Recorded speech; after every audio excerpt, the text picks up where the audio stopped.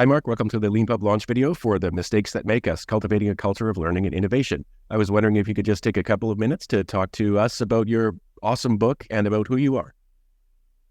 Well, Len, thank you for letting me do that. I'm holding up a paperback version, but it is, of course, available in an EPUB format through Leanpub. The book is The Mistakes That Make Us, Cultivating a Culture of Learning and Innovation. It's a nonfiction business book. It's a management book. It's about what leaders can do, what individuals can do, whether it's entrepreneurs or leaders in big companies. How do we have a culture that emphasizes learning from mistakes, doing something constructive with mistakes instead of going down the punitive route? So the book is really kind of inspired by a podcast that I'd been doing since late 2020 called My Favorite Mistake.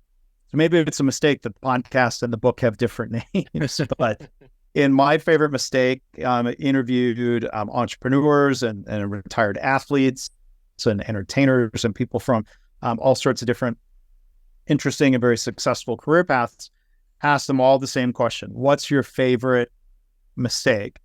And then, start seeing patterns. And after a year and a half of doing the podcast, which I'm still doing, I thought there's a book here. And kind of drawing out stories from those guests, kind of building in thoughts and stories and experiences from my own career. It became a book. So, there's some themes in the book, of recognizing individually and organizationally, we're all human. We're going to make mistakes. There are certain mistakes.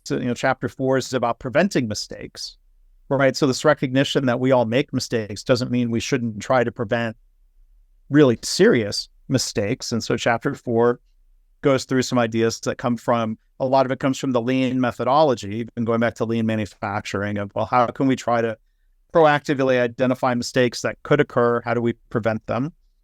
But realizing, because as humans, our attempts to mistake proof are never perfect, mistakes are still going to happen. So we've got to respond to them in a kind and constructive way, on a personal level and an organizational level. So the book, again, shares a lot of, I think, really helpful, hopefully interesting stories from leaders about not just the mistakes they made, but what they're doing in their workplace to cultivate that culture where, if we're not happy the mistake happened, let's at least make the most positive thing out of it. And so as it says on the back of the book, embrace your mistakes, cultivate workplaces that emphasize learning over punishment, which leads to innovation and high performance. That's the book.